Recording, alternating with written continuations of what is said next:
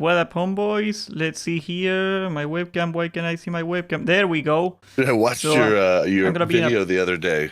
Well, I got halfway through it, and then I had to go do something. I'll watch the rest later. But it was the one with you and your ex. Oh, you watched the cooking stream from so last yeah, I'm gonna be in episode. a podcast with Bob when I was 11. like, this is hilarious. I was You like, do your what? thing, guys. So I'm going back to He the gets pod. along that well with his ex. He must have been a good guy. Yeah, man, we did it like 13 years ago, so I haven't seen her in a really long time. She was really cool about it, though. I had just moved back to Texas, so I had asked her, you know, if she wanted to come down and do the show since she lived close by, and she was down to do it. So really awesome of her.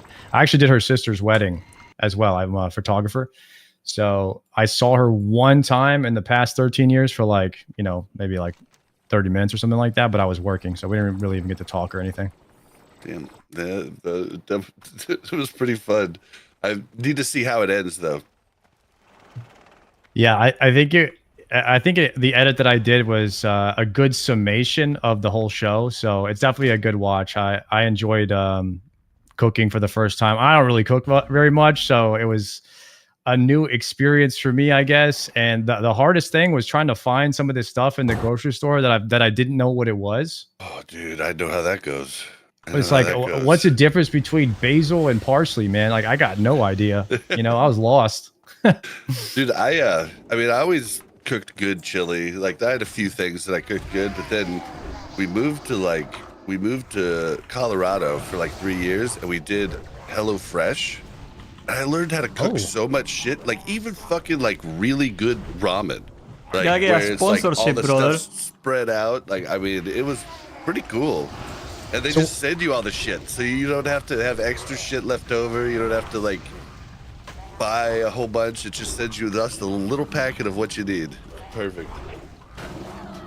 That's what's up. So there's a factor in HelloFresh, and HelloFresh is like they just send you the ingredients and you make it yourself. Yep. Pretty much. Yeah, and yeah, you get like, you know, two cloves of garlic, right, rather than a whole big like thing of it, right? And then you'll get just what you need to make the meal, and then you know, it's awesome. And the meals usually for me were like 2 meals in one. So it was like you make dinner that night, then it's lunch the next day, then rinse, repeat. It was really cool. I might have to try that. That sounds pretty good. And like each recipe came with like a cardboard cutout thing that just like had pictures. Like, I mean, it was awesome.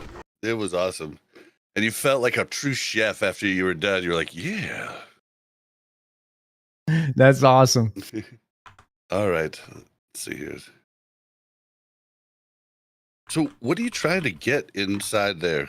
Inside, because you're doing those runs. What are you trying to get right now? We are may or may not be abusing an exploit in the game where you can do unlimited amount of vaults of Archivon back to back to back to back. Clever use of game mechanics. Wait, you're saying that there's something broken in Cataclysm? Yeah. Apparently, Weird. I've heard it's been so good. I think maybe it's just a new mechanic where there's just no more lockouts in the game, and so maybe we're just playing the new game, and we just don't know that this is the new feature now. Bro, I am so angry that I missed out on the exploit for the BGs. I'm leveling a new character right now. I am so behind. I haven't even logged in. Well, people got level 60 for free, basically. Yeah, in like four BGs or something. Yeah. Like that. We'll talk about it on the show. All right, well, I pull should it probably up, get brother. us started here. Yep, yeah, get us started. Blah, blah, blah. I'm forgetting anything. We tweeted. Got it recording, right? Recording. Yeah, I think we can probably go. All right. You drop a beat, I pull my bars on it, and we go.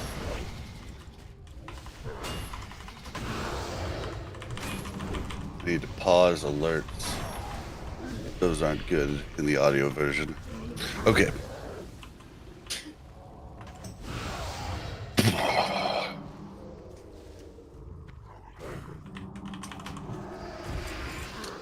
And I'm gonna send it.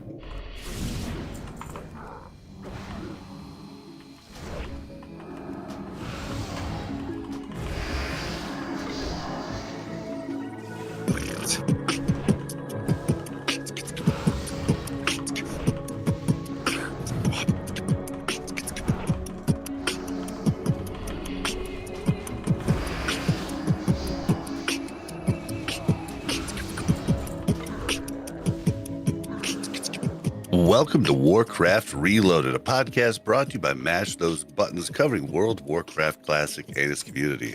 I'm Bobby, also known as Blazing Bob. Unfortunately, Mel is not here this week. She is not feeling good. My dog's not very happy about it. And but she'll be back next week, and wish her well. But we are rejoined by San Medina. How you doing, sir?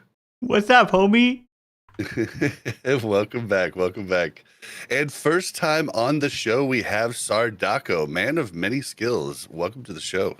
Yo, thank you. I'm happy to be here, bud. Thank you for having me.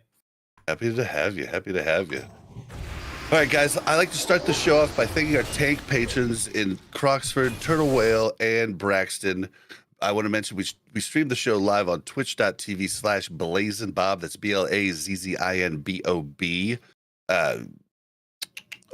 Right here at the top of the show, I want to remind people that we changed to a new YouTube a month or two ago, and we need you guys to sub there and help us out. So that's youtube.com/@WarcraftReloaded. So give us a follow there.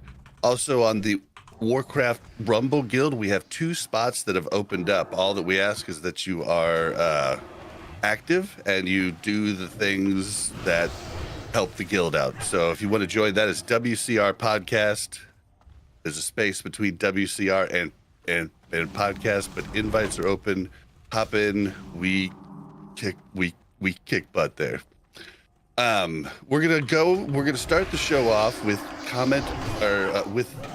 we're gonna start this show off with getting to know Sardo just a little bit better. Then we're gonna do comment of the week. Then we would have done voicemails, but you guys didn't send any. Like, that's 2 weeks in a row. That sucks. Like, please call in to 816-866-1066 or go to speakpipe.com/Warcraft Reloaded. I kind of wish the comment of the week came in a voicemail because you sounded angry, bro. But yeah, just give us those. Then we're going to move on to what we've been doing. Then we're going to hit on just a little bit of news. I mean, it's mostly Cataclysm. And then we're going to have a discussion on the PvP damage reduction in Season of Discovery and the new test this weekend. Also, what we thought of the test last weekend, yada, yada. So that's going to be the show. So let's start off. All right, Sardo. Okay, so... Oh, man, I don't even know where to start. You've had such an interesting journey. When did you first come to Classic and why? So I played vanilla the day that it came out, obviously 20 years ago, and that's my first experience playing WoW. But I never actually played the Classic reboot when it came out in 2019. I was actually playing retail at the time. I was playing Battle for Azeroth, and then I played Shadowlands, and I never tried the Classic relaunch because I was like, why would I play that? Why would I play that stupid game? I played that back 20 years ago. I don't want to play it again. So many people. I remember BlizzCon 2019 because I was doing Overwatch content at that point. Not anything Classic, but I was playing the shit out of Classic. And all of my WoW creator friends told me that exact same line. Why would I do it? I already did that. Yeah, and that's just how I was feeling at the time. Personally, I saw no reason to go back. And then I saw this wave of hardcore coming up on a private server. It wasn't even a private server. I think it was actually the first season of Mastery where they did Road to Ragnaros. And they announced that they were going to do this, world first hardcore Ragnaros attempt. And I didn't get wind of it until there were already level 60s.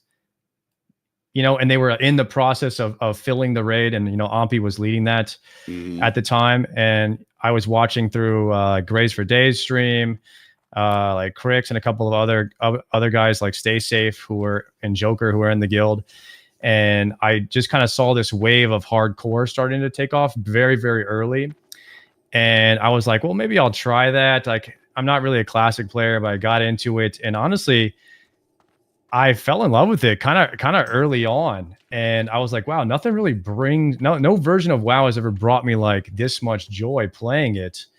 and the sense of accomplishment in it that you get from playing hardcore WoW. And so I kind of got hooked, but I got hooked at a weird time where they had just killed Ragnaros, so like everyone was kind of quitting playing, but like my love for it was just kind of starting. Yep. And I was there with you, brother. I was like, I have no one to play with now. Like, what the heck? So it was more of like a solo self-found kind of journey when I was playing. And I played, and then I went back to retail. And then this new wave, on Bloodsail Buccaneers started up, and I was like, well, maybe I'll start playing it again, because I saw like there was maybe one streamer playing at the time. I think it was Guzu.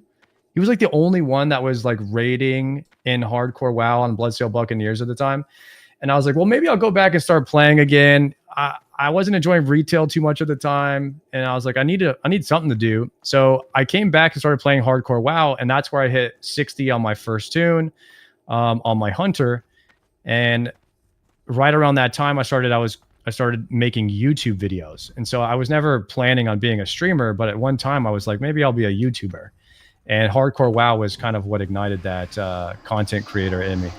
Nice. So yeah, Chorgast made you a classic player. That's the Yes. story you're telling me. Yeah, I heard that's that a one. shorter version of it.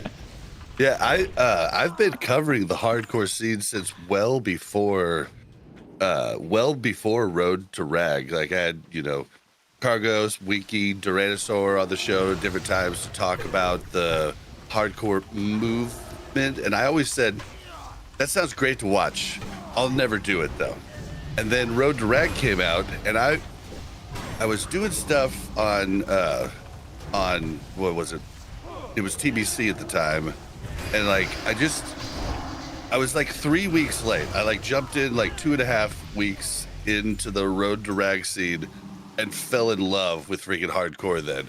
And then basically my TBC guild was like, Bob, you're not gonna quit on us, are you? Because I was literally logging in for raid, logging right back out, going right back to hardcore, and I just had a blast.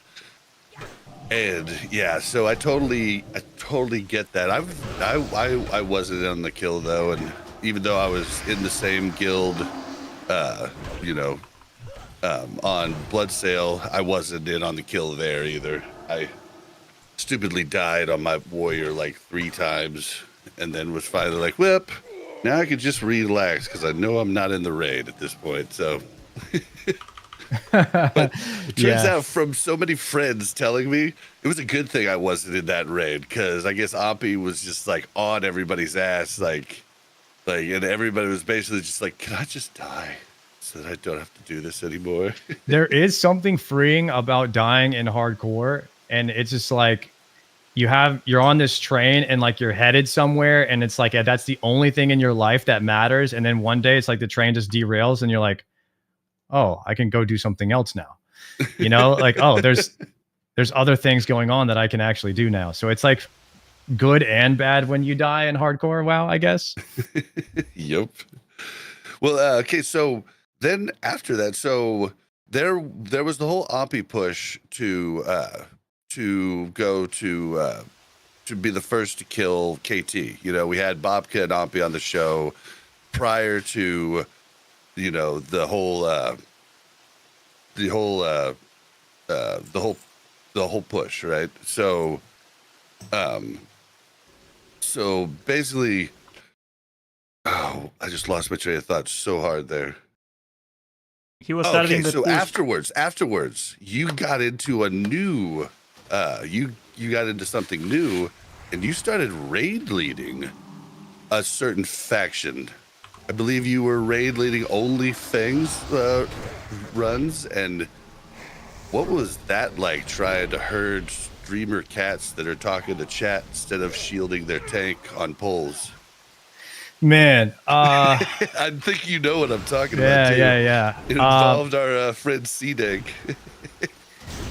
No, I think that first off, like the Frontier arc into the OnlyFangs arc might have been the greatest years of gaming, like the greatest segment of gaming in my life, and it just came like one after another. And so like those will always be like the glory days when I think back to gaming, I feel like. As far as the OnlyFangs experience and how I got into like raid leading with that, well, that's a kind of a cool story. After the Frontier thing, I knew I wanted to have, before the Frontier thing, like 2 months before the Frontier thing, we were having a Frontier guild meeting, and I made a joke, and I was like, hey, we're going to be a GDKP loot guild, right? In our pre-KT meetings or whatever. And C-Dank liked the joke. So he DM'd me, and he was like, hey, are you serious about starting up a GDKP? And I was like, yeah, I've been planning this for months. When official hardcore comes out, I want to have the only hardcore GDKP in the world. Because I think that there won't be any. And so that was my plan, like the whole time. And C-Dank was very early on to message me and be like, yo, I want to be a part of that. So very early on, I knew C-Dank was going to be the homie, and we were going to team up. Now, having the idea and executing is a totally different thing. The amount of hate, like when I actually hit 60 and then started advertising my hardcore GDKP in the chat, people would message me the craziest hate messages. Like I would get so much shit for trying to do a hardcore GDKP. People were like losing their minds. They're like, this is a joke, right? Like there's no way you're actually idiot enough to do that, right? No one's going to come to that. People message me like the craziest things that you can think of, that just all the time. Every time I would advertisement in chat, they're like, I hope it fails. I hope you all die. Some people be like, yo, can I tune in? I want to watch all of you guys die. And like, that's all I got all day. And it was hard to actually recruit for it. And, you know, C-Dank was the only one to sign up early. He was the only one crazy enough to sign up early on. I mean, people, like, I don't understand why people can't just live and let be. Like, okay, you don't want to do it. Cool. There's no reason to message me. Like, you don't want to do it. It's all good. It's fine. I don't know why people have this need to tell you you're doing things wrong when, like, it's an MMO. It's an open, like, it's an open game. Do what you want to do. Say what you will about hardcore. There are the classic Andes. There are hardcore classic Andes, and they're hardcore classic Andy purists, and they are more forceful in enforcing the way that they like to play the game on other players. And I think that's WoW's biggest flaw in the player base is everyone trying to enforce the way they like to play WoW onto other players. And it just gets even more, it's even worse in the hardcore classic sector from my experience. Well, I think like a lot of people drink the Kool-Aid of like the classic experience, and like I think 2019 YouTubers back in the day did a lot of damage in that sense. Like they created this like myth of like what classic is, like it's this perfect pure game, and like you try to change a little bit on it, and like all of a sudden you're like messing up with like the entirety of the community or something. People are really weird. Yeah, and even C-Dank says like, even Agron tweeted out that the GDKPs in hardcore were a bad idea. I mean, it's just like, I mean, it goes to like, I was one of those purists, those no changes purists, you know, but you live and you learn, right? Like, I don't feel that way at all now, you know, and it's okay to change your mind. But yeah, I think you're right. Everybody was really pushing we want this to be classic, and it just never was going to be like 2019 ever again. Like that just wasn't going to happen. Like it was, you know, like by the like I started classic thinking that I was going to like get to level 40, nostalgia, grab a mount, and then be out, you know. And then by the end of classic, I was getting every world buff, even Rend as an alliance player, like doing every possible thing in the world, every consume, like started a podcast during the AQ gate opening time. Like, I mean, it's just so funny how different that went from what I thought was just going to be a little trip down memory lane.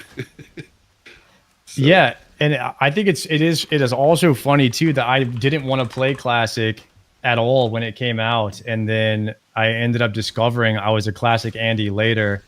And then I try to come up with this idea that I want to do a GDKP.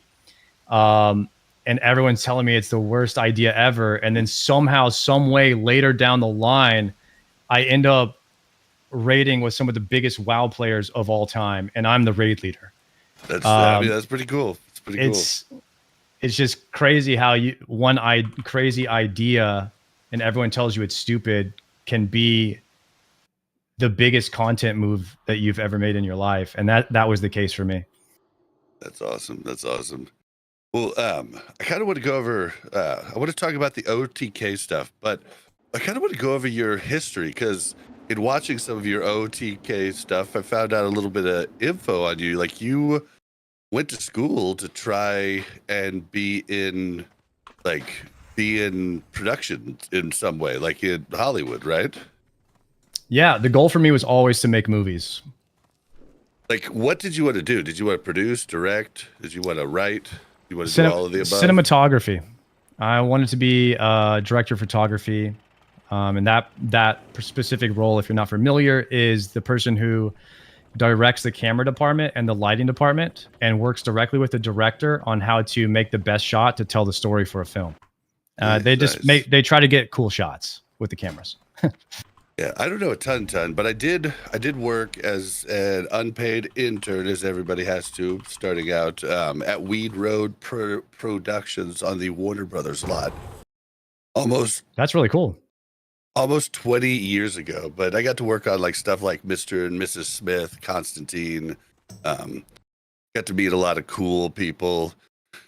Ate good, like they didn't pay us, but I got to eat like basically like unbelievable sushi for like the meals that I got for lunch were like things that I would be able to afford like once every 6 months, and I had them daily. So that was one plus. Working for food at that level is actually worth, because you know that the film industry is like everyone wants to work in it, and like just getting anything for free is worth a day's work at that level. And I used to do that all the time. That's how I know. Yeah, I bet. Yeah, and actually, like I had a couple friends.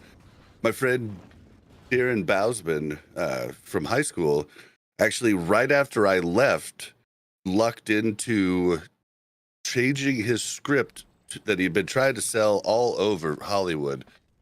He got a call the day after Saw, the first Saw came out, and they said, "Hey, you want to change your script to be Saw 2?" And he said, "Yeah, if you let me direct it." And that just came out, right? And they said, "Okay." And he said he had to put his hand on the phone and go, like, you know, like scream, but with no like noise. And then he comes back on. He's like, "All right, talk Monday." You know, it's like, and then he went on to, he wrote and directed Saw 2 and directed Saw 3 and 4 and was set for life basically. And then another friend, like currently still a cameraman, but he got his start on the Viva La Bam show. He was another friend from high school. So yeah, but I did not make it. I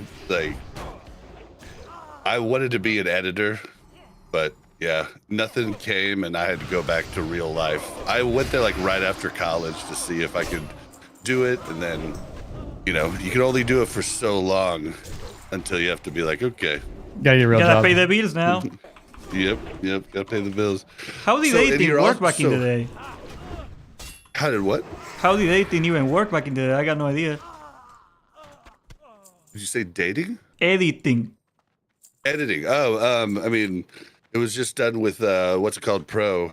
I mean, everybody did it on Max in Hollywood. Ooh. I never got to actually do it. That's just what I thought I would be good at, because I had grown up seeing different edits of different movies, director cuts, and I was like, you know, you really have a lot of power as the editor to make it really make sense, and that always looked cool to me. But I never got a chance to actually, like, you would start out as a daily editor, which all you're really doing is editing chunks to send to the actual editor. Like, but I never got a chance to do that, so whatever. Before Premiere, they used to cut film with scissors and tape it back together, and then they would have put it into a reel, and then they would play through a projector. Yeah. That, I'm not even that old though. It wasn't Premiere though that all the Macs used, because this was back in like 2005. No, Sony Vegas, Supercut Pro, something Cut Pro. Oh, I forget what it was, but everybody used Final Macs Cut, at that time. Final Cut Pro, that's it. Yep, that was what everybody used. I learned on Final Cut Pro. Yeah. Hollywood was an interesting time. But this isn't about that.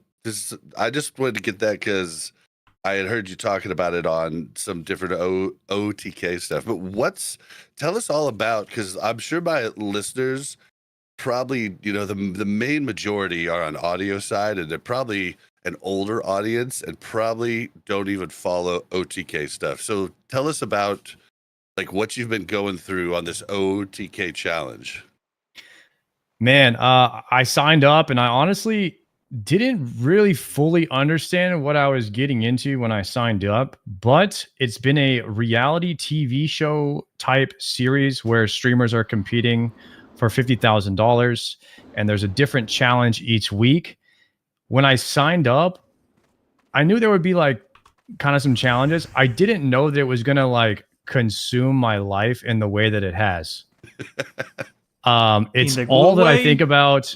It's like I have nightmares about it, thinking about it. Like sometimes it's hard to sleep because I'm like consistently thinking about the next episode, and it's very nerve-wracking. I want to put it this way so you can kind of understand. Do you remember when you had like a group project and you had to get up in front of the classroom and speak? How nervous you were? Mm-hmm. Now do that, but in front of 60,000 people online.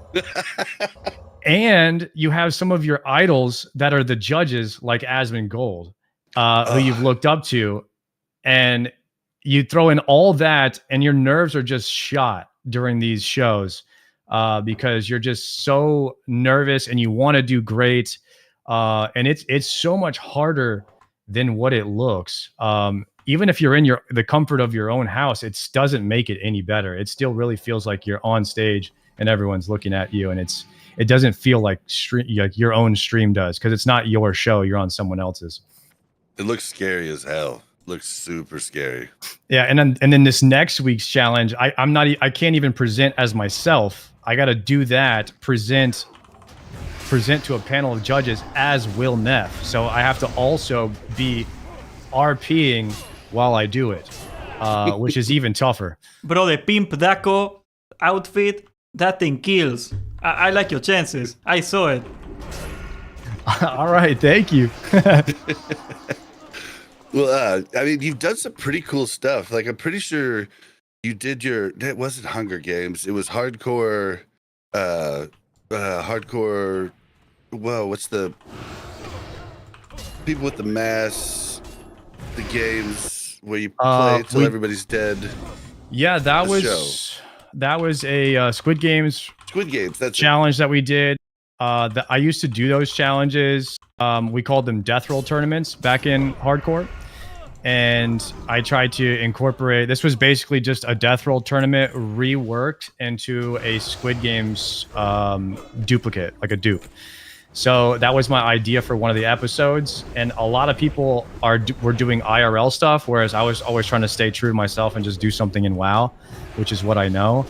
And that in itself was probably the hardest week for me. That was the most stressful because relying on other people to like show up and do what they're told, and then I had to have the help of C-Dank to help me organize it, which couldn't have done it without him. So I appreciate that. And it was just very stressful. Like, is anyone going to show up? You know what I mean? And it all just worked out perfectly in the end. It was good. Just a funny. It made me think like I wish we could do like a Hunger Games like challenge, right? Where like maybe you're in an like Arathi Basin, but it's FFA. That's like literally Plunderstorm. They stole your idea, Bob. They took you. I wanted it classic though. Like, I knew it. But yeah, it basically is Plunderstorm. Like you're getting power-ups and you're hiding, like, and you're gonna see who can like survive, and then you have like I guess it'd be better even in Alterac Valley. Like you could get away and you could hide, right? And then like the ground would just shrink in. Like it would be really fun if we could just do those types of like because we have war games in Classic, like where you can go up and just queue up and fight like in a BG with like your whole group of people. But what if you could do it where it was FFA, free for all, and then like you could actually have them duel to the death. You could put different power-ups on the map. You could do all kinds of different things. It'd be kind of neat. I would play. Yeah, I would. Plunderstorm was just, for me, it was just weird. It's the retail graphics that like kind of turned me like off a little bit. They are really bad, especially this expansion. I don't know that they're bad. They're just not for me. Like, the art direction a lot of people like them. I've been ranting about this for the past week on my stream, but it's they look too PG-13. They look too Disney. Everything looks just everybody runs comical. It's very Fortnite-esque, and it just doesn't appeal to my generation, I guess. It doesn't appeal to me. Yeah, I was watching one of your videos, which was a clip from your stream talking about retail. It's like you gotta like. There's no real way into mythic rating. Like you have to have a resume already, which you can't get without being in a group, and it's just like it's so much work to get into. And then you talked about logging in. Anytime I log into retail, I look around, I see these crazy dragons and all this weird shit and toys everywhere, and I'm like, I'm in a Japanese mall. I don't know what's going on right now. And it just nope. Log back out. Yeah, just log out. You log in, you look around, you log out. That's the retail experience for me nowadays. I love that analogy that you use, that like rating in retail is literally a 9-to-5 job that you hate. That was something else. That used to be what it was. I mean, back in 2005, I mean, that's what it was. That's what me and Mel, my wife now, she wasn't my wife at the time, but after she did, did all the raids with me, I knew she was gonna be my wife. I wish she was here, but it's like we would work 9 to 5. We'd get home, then from 5:30 to midnight we would prog bosses, and like it was tough back in the day. There wasn't a way to figure out easily who was doing the wrong stuff. We had damage meters so we could see who was doing damage, but a lot of the other shit we just didn't have access to know. We could check interrupts, which was good, but now you can find the problems in logs so much easier. So, but yeah, we didn't hate it, but it was also slower though.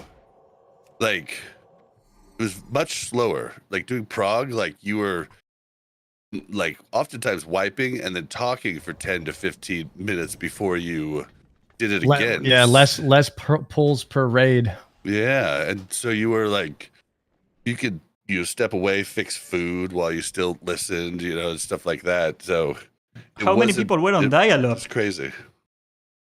Not in our raids. If we saw somebody lagging, like they were out. If we found out somebody was a squeaker, most of the time they were out too. I mean, it was an 18 plus. That was pretty much the rule for any, anybody who's getting server first, second, or third, like they're not having kids or anything in the raid. So yeah, I mean it was a dog eat dog world back then. So I guess it still is now, but yeah. Okay, so yeah, when's the OTK thing end? Is this the last week? There's 2 more weeks.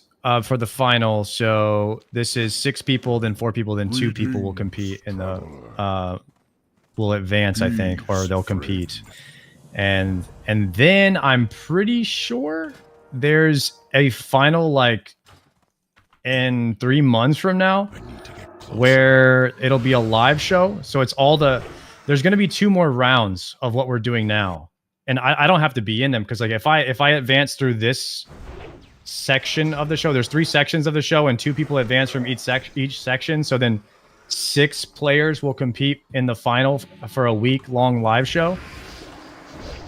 Something like that, and it's in Austin, Texas. So say you don't make the two person cut. Could you then re-enter on Yes. the next? That actually could be huge for fan appreciation. Yeah, I could just keep competing. Yeah, and I was like, in a way, and for a strategy, I was like, well, maybe that's the strat. That kind of sounds like the strat. Like, yeah, you just keep he competing didn't every make the week. cut last time, underdog coming in. Yeah, it could be. That could be cool. Just keep on coming back. Showbiz sounds really rough. I would personally love to just advance because, dude, I'm telling you, it's stressful, guys. Trying to think of ideas every single week, and it's almost like every single week. Imagine it being like a final in one of your classes that you're in, like a final of film school. That's why I looked at it last week when I was making this trailer, and it's like, edit one video of all of Quentin Tarantino's films, and make one trailer out of all of his films that makes sense. Go. You know what I mean? So it's like you have all this footage and you have to look at through all of it and make a trailer off of that makes sense for a new Quentin Tarantino movie. That's like something that a film school final in your class would be. And I did that last week just for Thursday. You know what I mean? So stuff like that is just tough. It was good. It was really good. And the S-fan stuff. Oh my gosh, I was cracking up. It was great. I was kind of sad Asmund wasn't. He looks very somber, but it seemed like everybody else loved it. So, yeah, Asmund hadn't slept, so he wasn't in his right mind. So we couldn't even listen to anything he was saying. Let's be honest. Oh man. Well, we wish you luck. We hope that you win. But yeah, either way, it's been pretty neat. What? Just for the listeners that might not know, like, what do you win? I mean, it feels obvious, but maybe it's not to like people at home. Yeah, I mean, the winner gets $50,000 a check written to them, so you can do a lot with $50K.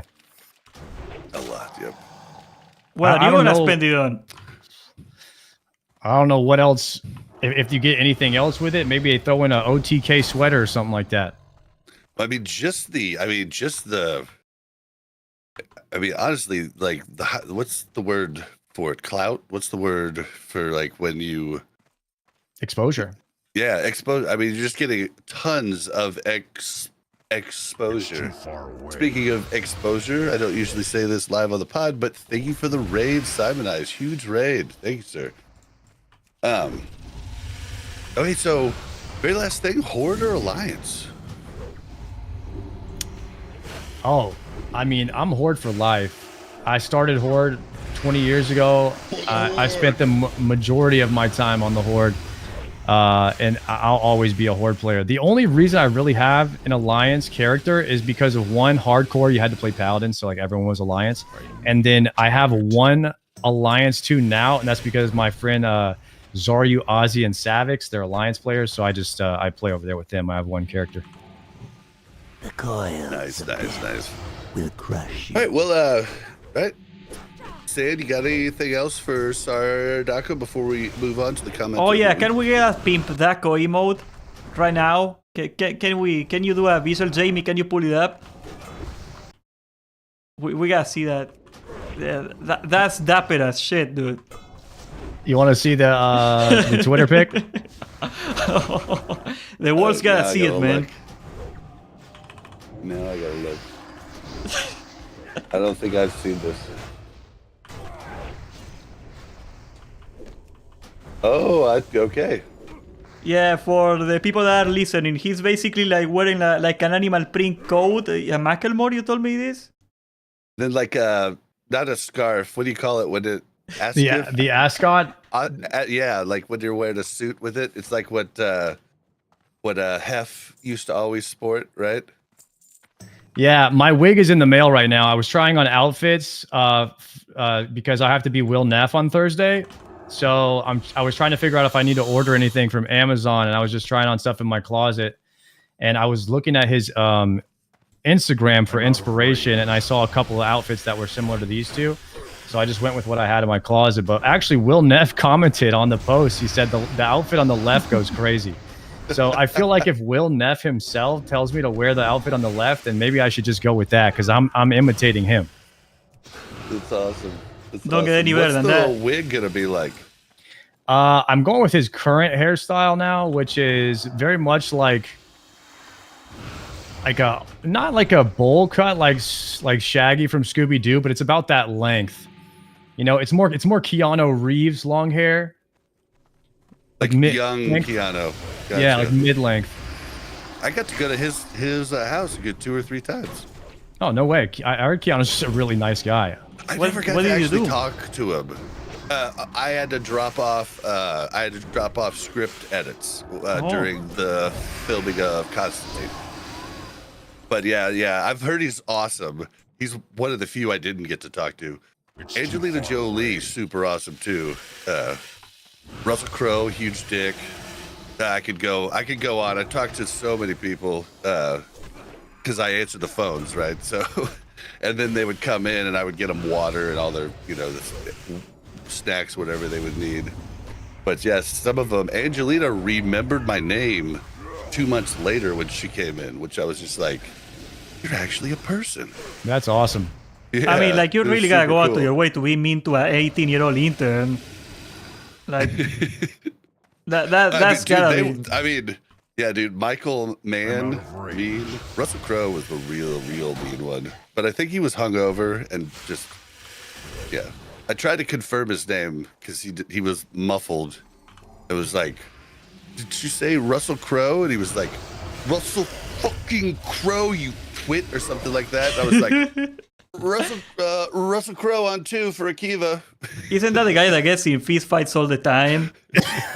That's the same guy, right? The Australian guy. Does he get in fist fights all the time? I mean, I could see why. He was so mean. I mean, he had an arco doing that like back in the day. I don't know now. All right, well, let's move on to the comment of the week. This is from Fox Strut.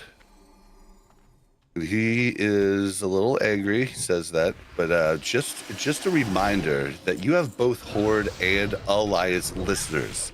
A little bit of banter is cool and all, but Horde is up to the same shit as Alliance. Ain't no better.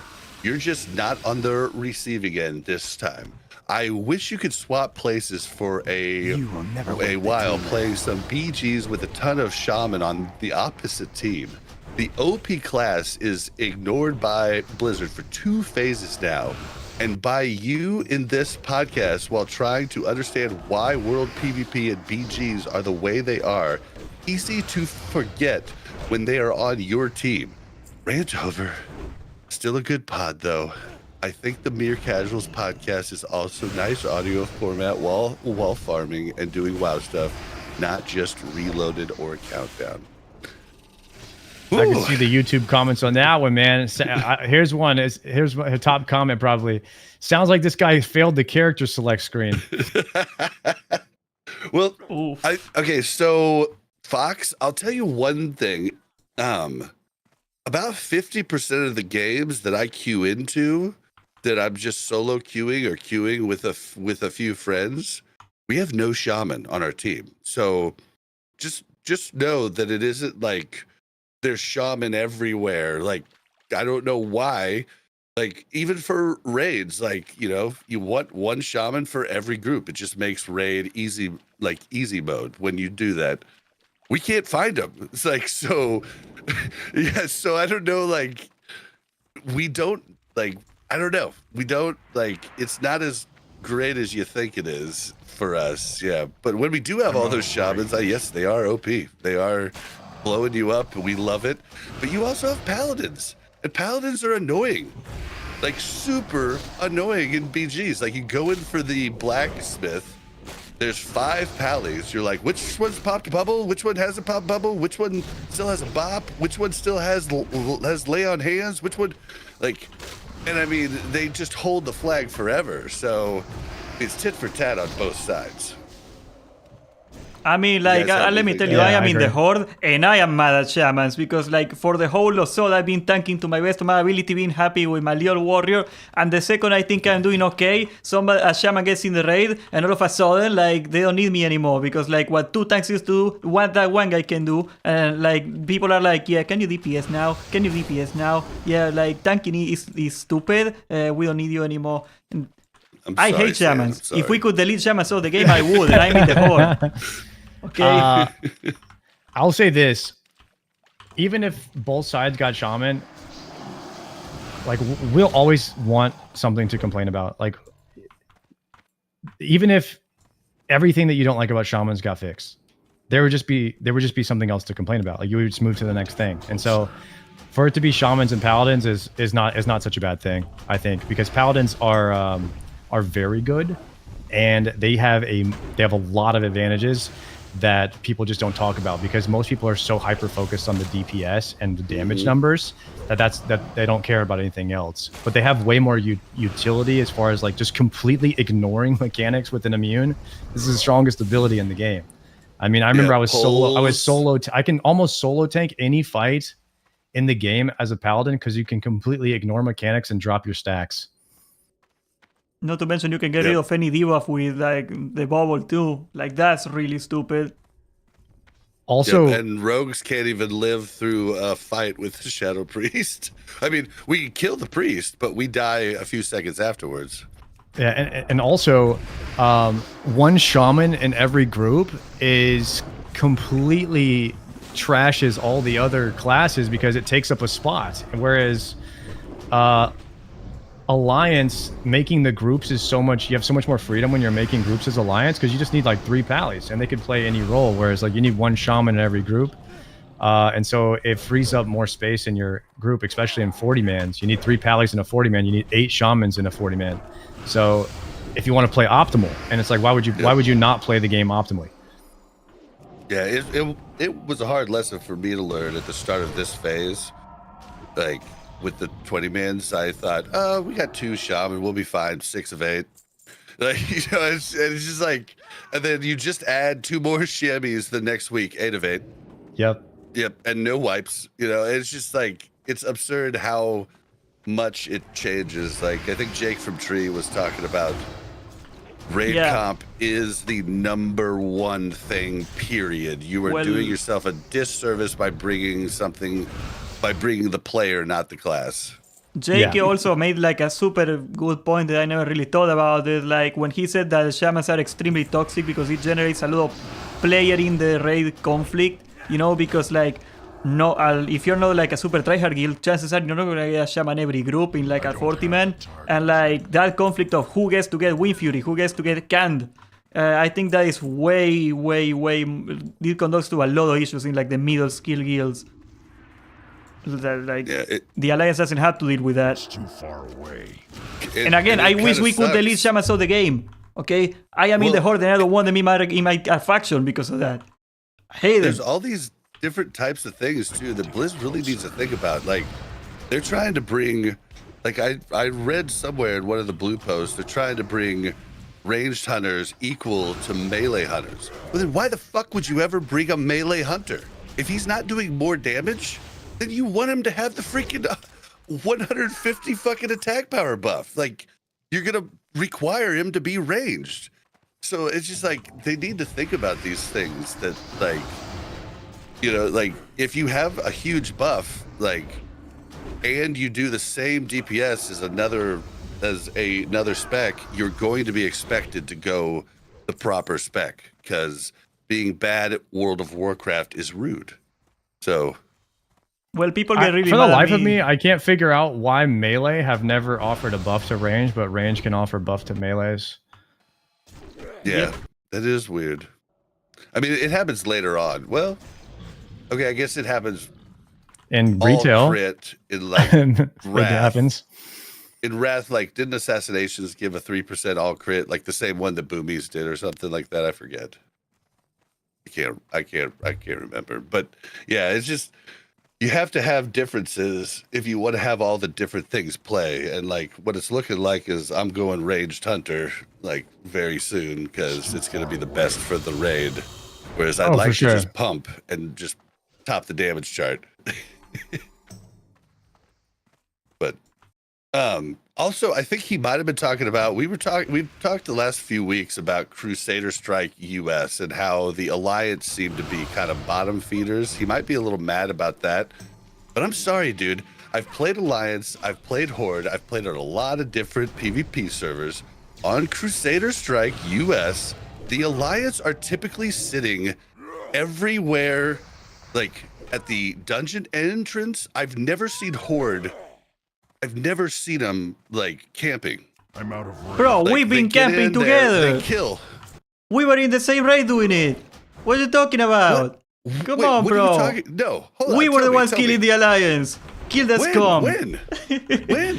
Well, I don't know if you were present in that very moment. You were in the raid. We were like, with Winky outside killing people. He was like Medalock. He was like sitting pain. We killed like an entire raid. They were coming in a single line. It was amazing. All right, well, all I see is 2 wrongs make a right, guys.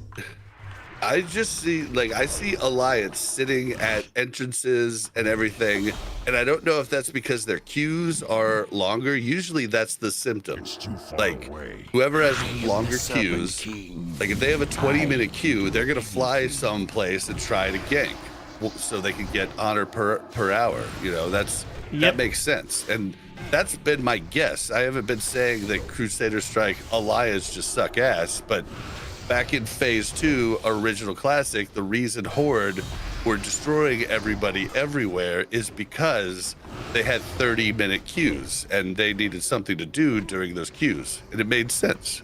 So that was just my guess, but I don't see huge groups. Like, it was you and Winky maybe and like 2 other people in our raid killing people, but like that's all it took, baby.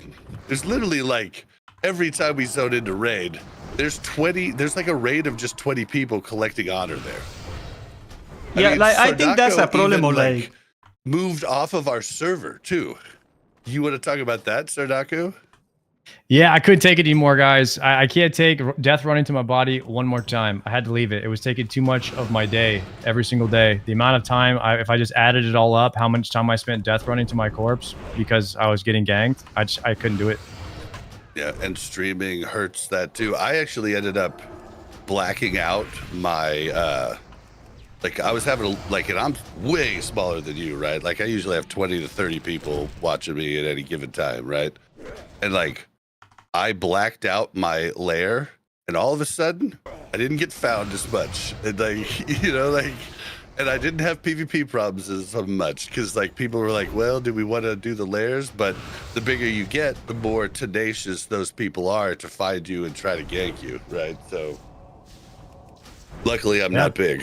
So, but yeah, but you left your mage though, right? You left your my mage is gonna stay. I'm gonna have one character on there for the speedrun group or whatever, and then I'm gonna also keep my alliance on the Crusader Strike. So I have just one character each over there right now. I mean, I have 13 SOD characters, so I mean they're just all over the place. I got characters everywhere.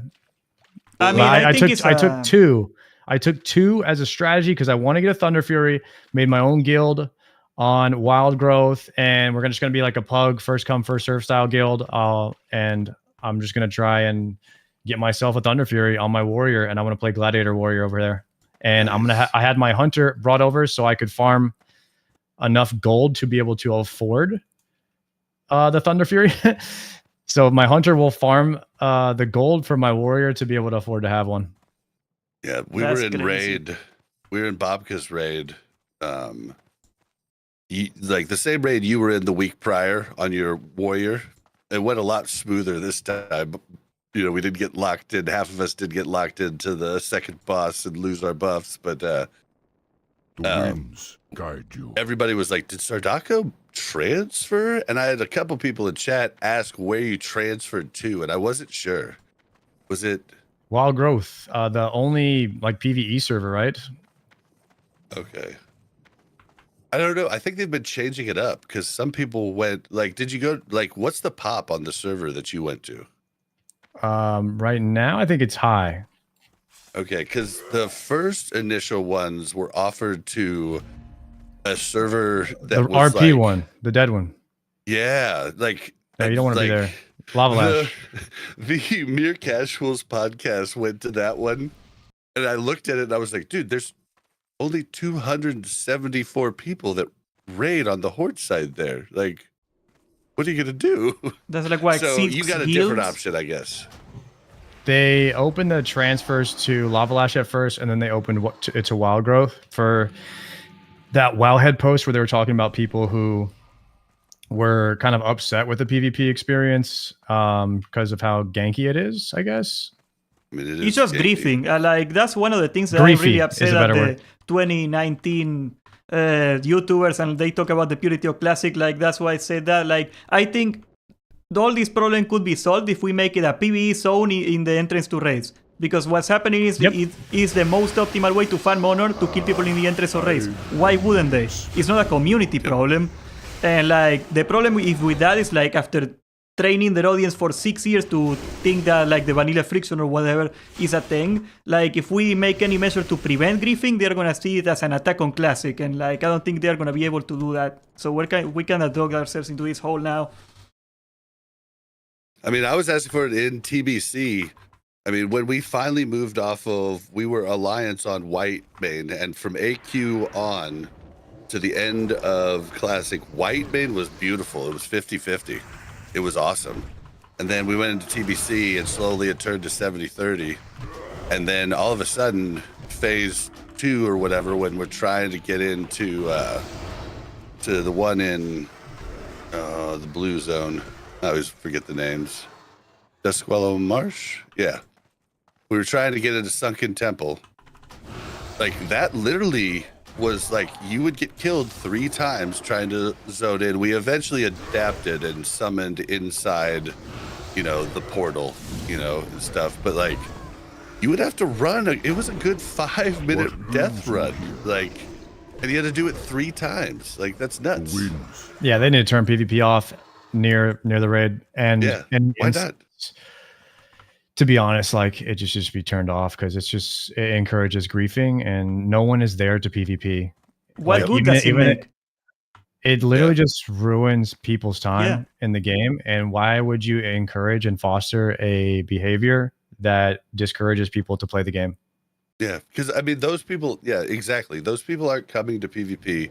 They're most likely not even going to try to fight, just because they're, you know, they're probably in PvE spec. Like, I change after I get in the instance, but still, though, they're not there to do it, and their guild's going to get pissed off if they're wasting time trying to do it. So they should be getting closer to getting into the instance.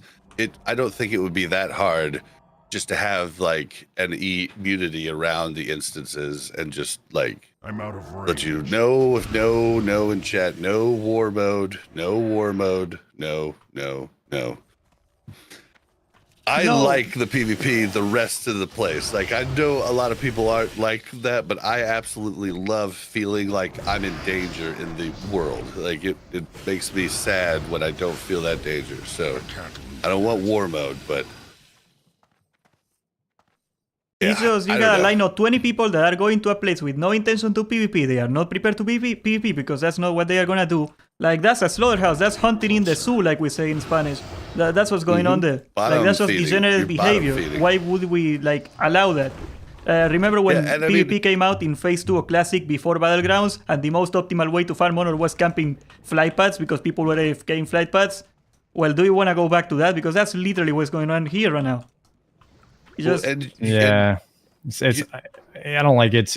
I don't know what the perfect solution for it is, but if they do find a solution to limit the griefing, I hope they open transfers back to the PvP server. Well, it's just, I think that's where I have the biggest problem with it, because I love to PvP. I'll waste time.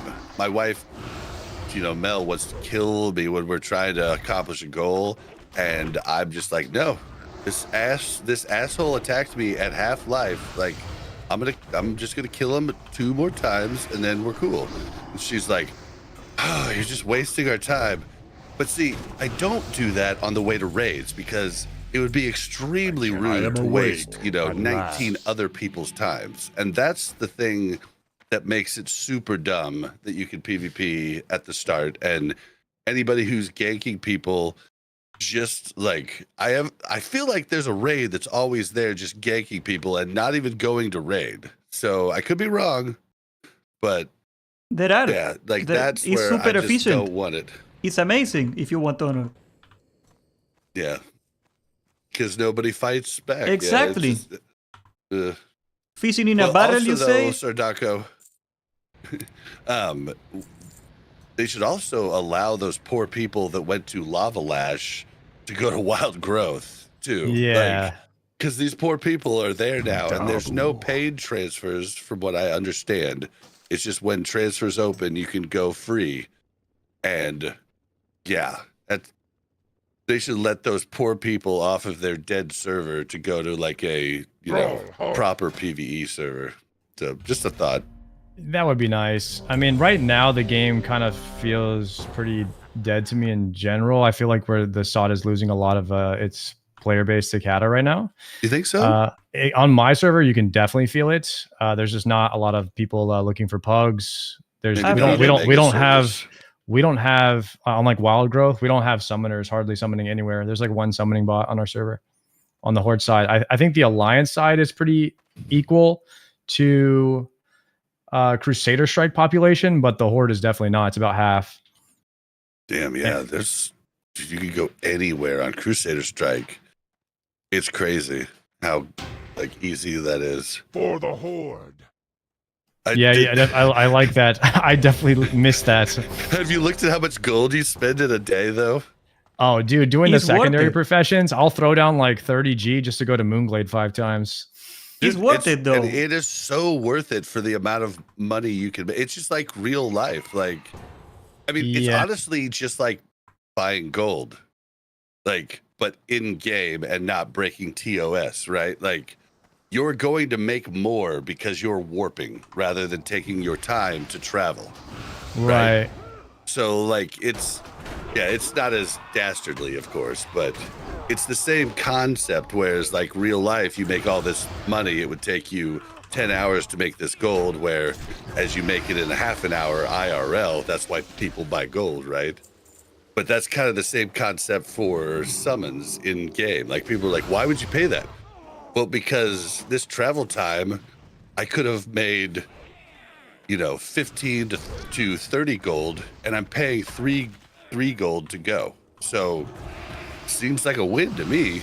But can you imagine walking to all it. your rune quests when you start a new character again? Screw that, man. No way. I mean, well, that's what Classic is. Walking simulator circa 2004, right? I mean, I don't want to walk outside. I don't want to 40. make me walk in game, dude. Like, screw that, man. It's bad enough. All right, so what's everybody been up to this week? Well, I am leveling my Tauren Paladin right now because I only play Tauren, and finally we can be Paladins in Cataclysm, so I've been having a really merry time, and healers in RFD do not feel like healing, God bless them. Nice. Yeah, I started my guild forward leaners on Wild Growth, and one sec. And now I started it up on Cataclysm, and we have a lot of people joining up over here. We have an ICC raid tonight. We're gonna try to kill Arthas on 25-man, just sort of like half guild, half pugging it. And I'm really enjoying Cataclysm. It feels better to play like than Mage and Sod. It feels more fun. Like the game just feels more polished, and I love pressing the buttons on my class. Arcade I think it's just more fun. Fire. Oh, It's just so much more fun. It's so much more fun. Like this game. I don't know how to describe it other than that, but I'm just enjoying it more than Season of Discovery right now. Mage in Cataclysm is one of probably the best iterations they had. I think it's really Arcane is one of my favorite specs ever in Cataclysm. Yeah, Cataclysm is actually where I quit. Like, I quit the day that Star Wars: The Old Republic came out. Same, yeah, as well as me. So I was playing Hutball at this point in time. Hutball was the best PvP experience ever, dude. Oh my god, So good. Oh, it was so good. Yeah, so I'm playing Cata for the first time, and it feels like it's a new expansion for me. It honestly feels kind of like Phase 4 SOD or something like that right now. what it kind of feels like. Yeah, I keep trying to talk Mel into jumping in, like making a goblin or a worgen just to check that out. But she's like, I don't know, man. Wrath was rough for me because the original Wrath combat rogues were fucking awesome. And then, like, we went with the last patch, which basically nerfed the shit out of armor pen and Too far away. and buffed poisons, like a whole poison change. And so basically, like, I played combat all of Wrath and was never like the class that did the most damage, even though for the majority of Wrath, combat rogues did the most damage out of any class until like after Ulduar mages started to take over, right? Like, but combat was just like monster until then, and it wasn't monster in Wrath Classic, and it really just bummed me out. And You I remember always that played song, combat. Don't Trust a Rogue, that like old video, that parody, like complaining about the druids, Yeah. the rogues during Nax meta? That was hilarious. They were really stupid. But yeah, I am semi excited about Cata, but I still haven't logged in.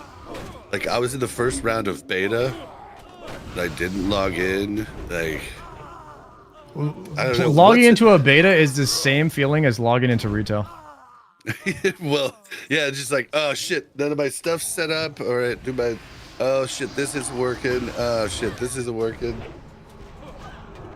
But I don't know. I played all the other betas. Like, there's a lot that changes in Cata that really annoys me. Like, I was hoping, been asking for it for years since I started the podcast, really. Please make transmog a toggable thing. Like, I could toggle it on or off on my client side, and I could either see your transmog or not. Like, I thought like that. I thought that was a fair deal, but they haven't implemented that or haven't even talked about it. I'd like that in retail too. Like, I just, like, I don't know. I think it's cool in some situations, and I think it's lame in others. And I would just Every MMO has that it's gotta toggle be except WoW easy. at this point. I come from Albion. It is literally a toggle. I mean, it's gotta be easy to set in. The files are on your computer. Like, yeah, and I just don't get why they won't put that in. And then I didn't like the talent tree changes. Like, I did like reforging. There's a lot of stuff I like, and I'm definitely gonna raid in it. I just don't know how excited I am. They've upped like the weird shit too. Like, when I got back from BlizzCon and I saw that you could have a mount where you're riding a mini Ragnaros, I threw up in my mouth a little bit. Like, and I found out that was from Legion. I was like, why are you bringing that forward? Like, those are the types You of things know I why, don't wanna Bobby? see. Money, money, money, Ye- money. Yeah, they released some numbers or whatever about mounts the other day, and some mounts make more than like one mount can make more than the entire like StarCraft expansion. Yeah. Oh, I saw that. Yes, I saw the mount that it was. I also thought, though, there might be a little bit of nuance to what he was saying there. Like, so basically, like, if he's talking about profit, right? Like, that could be very different from just raw Like income. Yeah. raw income from it. Like, so profit would be like they had to put a game out, how much they made per game. Whereas the mount, they had one artist make this mount. So It's probably just all numbers profit, like right? Well, an expansion is pure profit. Like, I guess unless you're minusing, you're talking about minusing operation costs. Yeah. Yeah, I don't think they would be talking about that. I want to say it's just like raw numbers, right? Yeah, I'm not sure. I just feel like, like, I'd love to know like how much profit per copy sold of StarCraft they were talking about, as opposed to like this mount that's $20, and like, like for them to make it, basically, the guy's time probably. I'm trying to think here. I'm going to take. Like, I mean, let's say he's a really well-paid artist, and it say takes him a week, 40 hours, right? And he makes, he makes like $1,500. You send 20 mounts and you pay for it. And that's a lot, right? Like, and then like basically once they recoup that, it's all profit. Like it's just complete profit. So that was what I was curious about, but I don't know. If I was in that interview, I would have asked those specific questions. That's why. Like, I assure you League of Legends make more money than WoW, and like a lot of the times when the expansions went down, and like that game is literally free. That's the business model. Like, they just sell skins. It's insane. Like, Jake made a really good point in my pod like a week back. Like he said, you know, with the launcher, the Battle.net launcher, when you open it out, you never see classic WoW stuff on it. You always see retail stuff on it. Like, retail makes so much money with the mounts. It is literally not worth them to promote classic stuff to classic players, because like that ad space is better useful to sell a mount in the really off chance that you might buy it. That's how insane it is. That's still Even though classic, at this point, I really like, you know, this is a feels statement, but I think classic is more popular than retail. Absolutely. But I think retail trumps classic in profit because of the store, and it's the same model as mobile. Your whales pay the bills. I completely changed my mind on the matter when I was saying like, how come Eon gets all the budget when like we got most of the players, and like that little point by Jake made me really change my mind on the subject. It's just like that. It's a simple mathematics. It would be stupid to put money on classic from their point of view, sadly. Yeah. Which sucks. Yeah. Well, Sardo, what have you been doing besides transferring? Mainly is this contest has kind of controlled most of my time.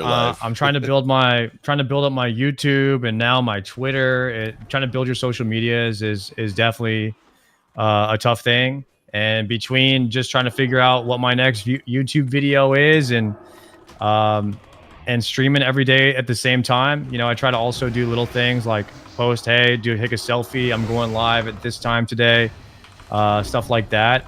Just try to build up the brand, and you know, my goal is to just be a streamer long term and trying to get to that stability point. I also run my production company, so I work another job on top of this job, and this job is almost, you know, 15 hours a day. So it's a lot of work. Damn. Yeah. Well, if you want to look at somebody.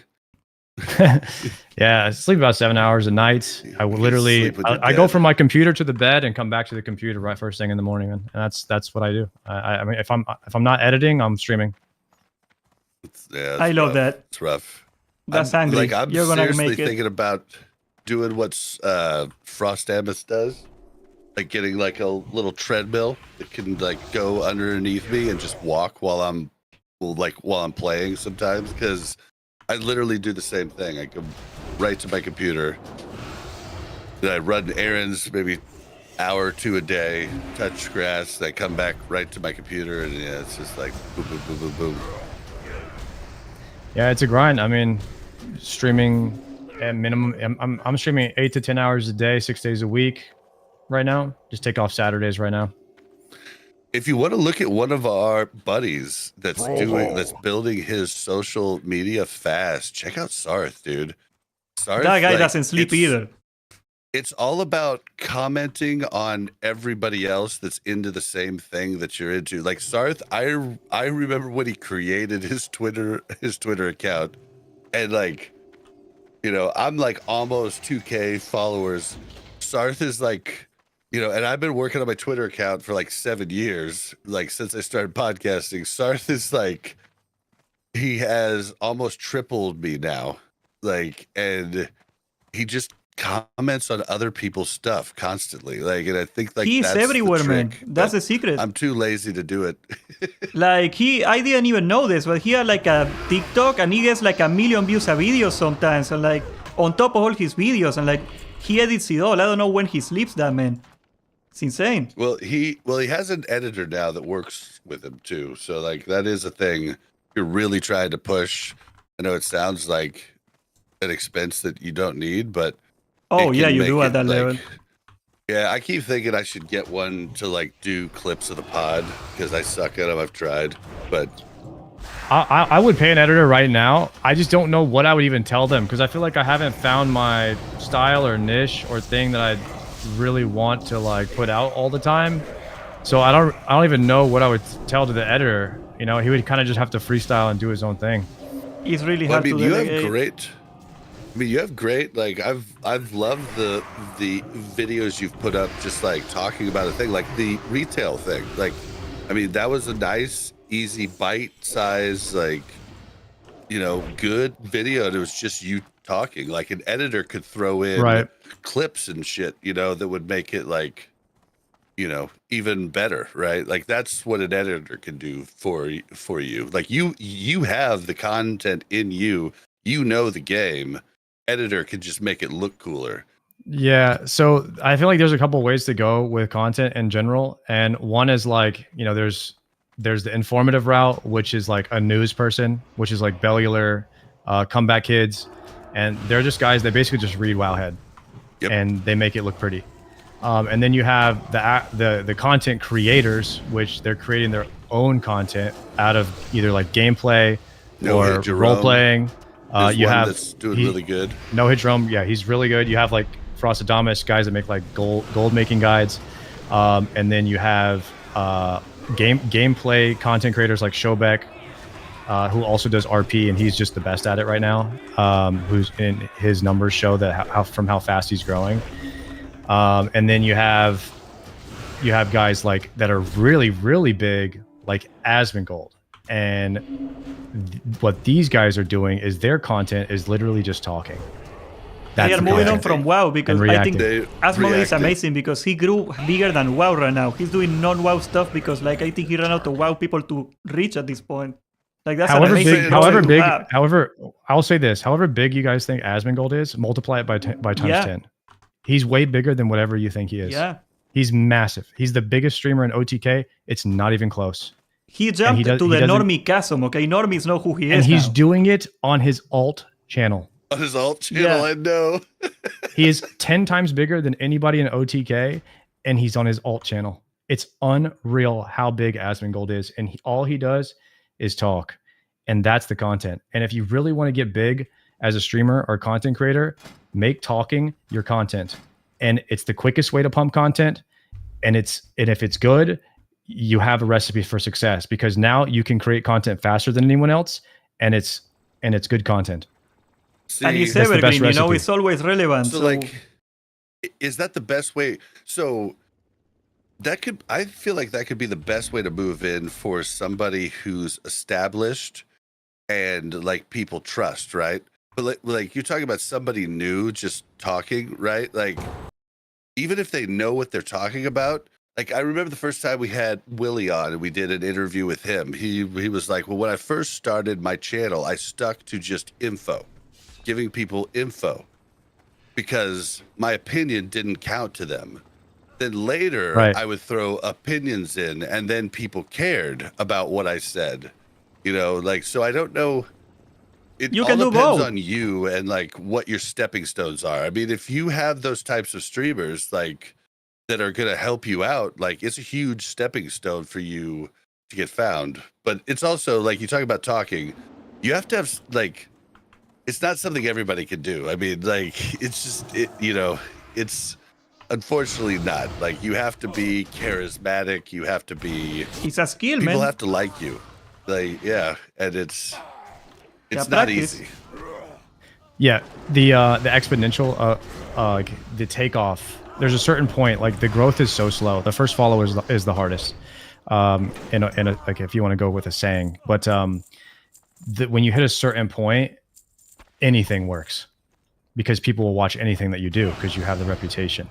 But at the bottom is where you're competing with how good can my content be? How can my thumbnails be better? How do I get more people to watch what I'm doing? And I actually had way more success when I first started with my social media than I do now. And it's because the amount of time and effort that I was putting into those videos back then was 20, 30 times more effort than what I'm doing now. And I got the views, but it's not sustainable. And so if you're trying to like grow, you need to put out like regular content And so you usually need an editor. And the best way to do it is to have an editor that lives on the other time zone than you, so he can edit while you're asleep. And when you wake up, the videos are already posted. And this is like, this is the meta, and all the big YouTubers do it. And it's like, you can't afford to do it, but you also can't afford not to do it if you're new. So it's tough. And it's like, how do you get the money to pay somebody if you're not making money from what you're doing yet? Yeah, well, you know, like I feel like I am in a huge advantage here, even though like being in the third world outside of America gives you a lot of disadvantages, and that is like purchasing power parity. Like I can live with a lot less income than like your American YouTuber, and I can afford to like edit my own stuff. You know what I mean? Like I can afford to like I have gone full time a couple months ago. I don't make that much, or like okay, but like since in Argentina, like YouTube money that I make now is like doctor money because this country sucks. All of a sudden, like, yeah, that's the meta right there. I mean, it's like that in podcasts too. Every podcast that I've done, and I'm getting ready to start a new one. Like I'm going to be doing a Chiefs podcast, and I put so much work into those first 50 episodes. Like I have everybody recording on their own separate tracks. I'm like cutting out any fart, any typing, anything,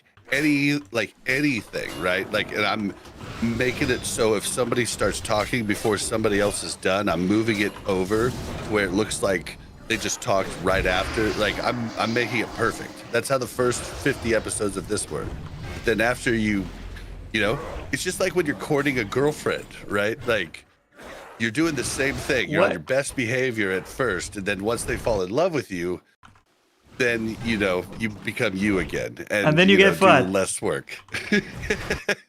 But I mean, it is true. Like you have to be perfect early on, like to like, or as perfect as you can be. There's no such thing as perfect, but as good as you can do in your production. And then you know, now I just basically put the live show out. Like I'm not going to edit everything out, every little bit.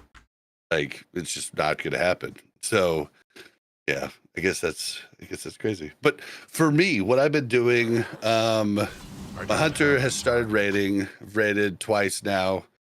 It's a good deal. Like having a good time. Bobka's Sunday raid. Yeah, and then been like had the last 2 weeks in our main raid in Swamp, the Wednesday raid, which we're kind of like the more casual raid of the group. Like we're chill. We had like a perfect run last week, like 8 of 8, no wipes. Everybody, like most people, ended being able to reboot buffs. Like it was wonderful. We had a little bit of a snafu this week. We had a warrior. I guess there's a quest on the 6 bosses. It's the 3rd boss in Sunken Temple. It's like the 6 different bosses. I guess he had a quest he really needed, and he went and ninja pulled Dream Scythe and Weaver. No. Yeah, and we didn't wipe. We got it down. Yeah, but we lost like all our boons. I mean, half the raid lost their world buffs, but we still went 8 of 8. We only had a full wipe once on the last boss, so it wasn't bad. Like it wasn't like I remember Bobka's first raid where Bobka didn't show up 2 weeks ago Sunday, and Sardo and C-Dank had to basically take over the raid. And that was a shit show. We wiped a few times. Like it was a shit show, but you know, we got it done. You know, that's all that mattered. Sardo was awesome at the calling, and I was like, hey, you come to my raid next week. And then he was like, I'm doing it. Then he was like, oh shit, I want to do another 6 of 8 week. I'll come next week. And then he was like, oh shit, I transferred. It's like, damn it. My bad. How do you calm down? Like that whole calm thing, like keeping it collected, how do you do that? I don't know how to do that. Yeah, you do it well. You do it well. I'm trying to.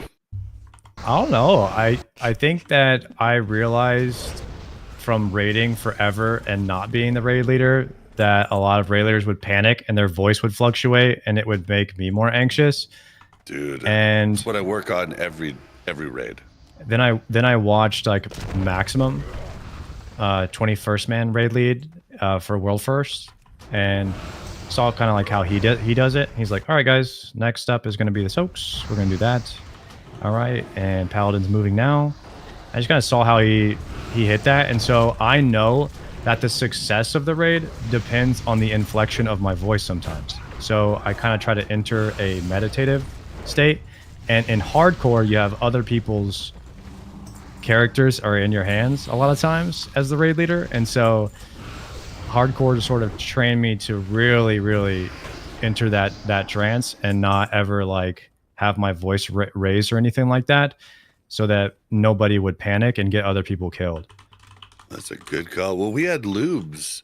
Lubes actually stepped up like right after that wipe, and he did the same thing, just very calmly calling who had the blood, you know, like, and it worked out perfect. Like, it was exactly like what you did. And when I first started running like raid leading in Wrath, like I raid led back in original Wrath, but I raid led very different, like a young, like very like testosterone filled asshole. And that style does work. It does work, but I don't want to be that style anymore. Like, I don't. I don't like those. I've been in a raids in retail where the raid leader would basically get in fist fights with people, and then he'll call them the R word and then boot them from the guild, and then everyone's just silent and it's awkward. And it's like, that guy just asked a question. You know what I mean? Like nobody's allowed to talk in this guild right now, or like what? You know, the raid leader it just makes it so like, awkward. Okay. It's I such was a never thing. that bad. Like, I was just a dick to be like, dude, are you a moron? This is how it works. You know, and be like, get this done. Like, I was very mean, but I was in my fucking 20s, like, in full of testosterone and angry. But I'm trying not to do that now. And Well, it was the culture back in the day, you know. Wrath, You just fit right in. You're talking about people's tones changing. And when I first started just running 10 mans in Wrath, I'd be like, paint some now, paint some. Oh, okay. Like, I still panic at times, and I'm trying not to. So that's even more reinforcement to keep like trying to be more chill and just relaxing. I've gotten kicked out of every retail guild I've ever been in, pretty much for basically trying to take over as raid leader. So it's tough, man. It's tough. See, and I don't mind that in my raid. We've got like, I'm trying to foster a, like, you know, if you know more about this thing, like if I think you're wrong, I'll combat you, right? And we'll figure it out before. But if you know more, like, I'll let you explain it to people. Like, it doesn't need to be just me. Like, the only thing you have to have though is one person that makes the final call, and that, you know, will be me. But like, either way, like, I love having more collaborative help from the rest of the raid. I think it's so important when you got like a raid leader that has the final say, and that system, it can work, but you always gotta get like one officer that keeps it real with the guy, because it's really easy to like get in your own bubble and think, oh, these people are so stupid. You know what I mean? Like, sometimes you need, like, if you're gonna go that way, you're gonna need somebody else like that is not afraid of telling you the truth because he's your friend or something, to go, dude, you're being really dumb right now. Dude, and yeah, like, you want people, or, you know, you do not want yes men around you if you are leading. That is the worst possible thing you could have. It happens to people in Hollywood all the time. Their entourage are just yes. Oh, that's a great idea. Then the movie fails and they're like, how? And nobody wanted to be the guy that told them, this is really stupid, you shouldn't make She-Hulk.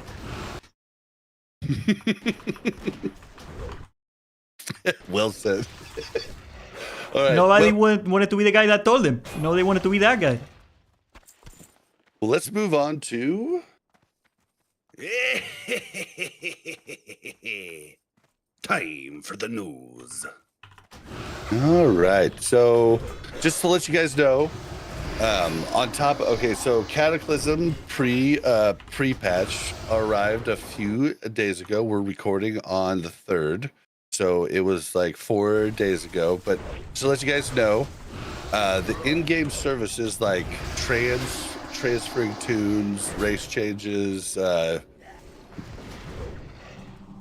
is the gender change is free now, isn't it? I think that's free, but like all the paid services are 33% off through May 7th. So when you're hearing this podcast on Monday, you'll have a day or two to take advantage if you want to switch to a server that your friends are on or something.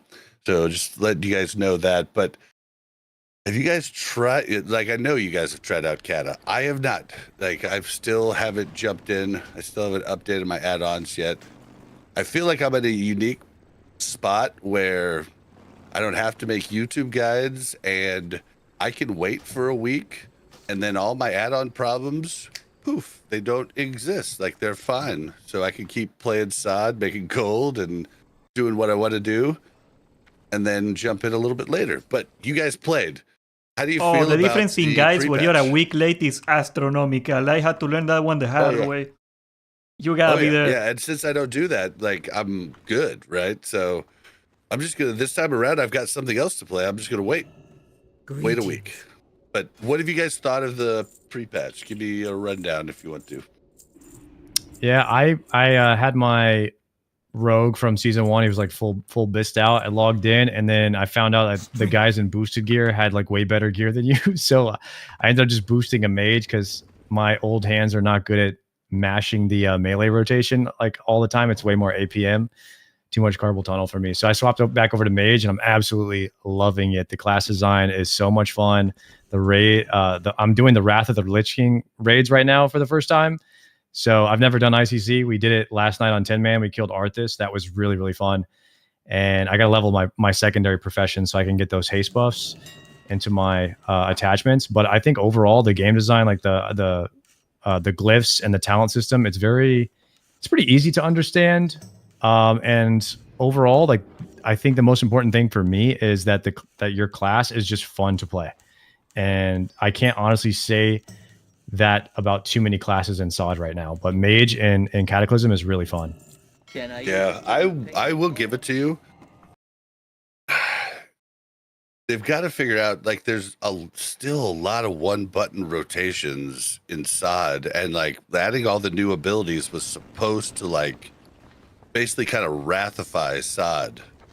Like, and that's what it kind of felt like early on, but then like all of a sudden you're like, oh, okay, well, warrior tanks, your rotation mathematically is just best if you devastate. And Frostfire Bolt with Mage and Raptor Strike with Hunter. And it's just, there's more classes that are just like that, man. And it's just like, oh, why is this a thing? That's why I like Cataclysm. It is like SOD, but they didn't do the classes in a single afternoon. They actually told them through. Same abilities. And like it's funny because like people talk about melee hunter, right? Like, and it is an easy rotation, but you have 3 buttons. Like, you do have 3, because I think like one of the things we should look into for like the next version of SOD is more ability CDs. Like, so Raptor Strike, even if you have it, it's still a 3. Like, if you have the root, it's still a 3-second CD. Yes, you have moves that can make it reset the cooldown, and that's what makes the rotation kind of fun. But you're doing Raptor Strike, you're doing Flanking Strike, and then if both of those are on CD, if you're Horde, I guess if you're Alliance, you're doing it the same way. But you're doing Wing Clip for what's it called, for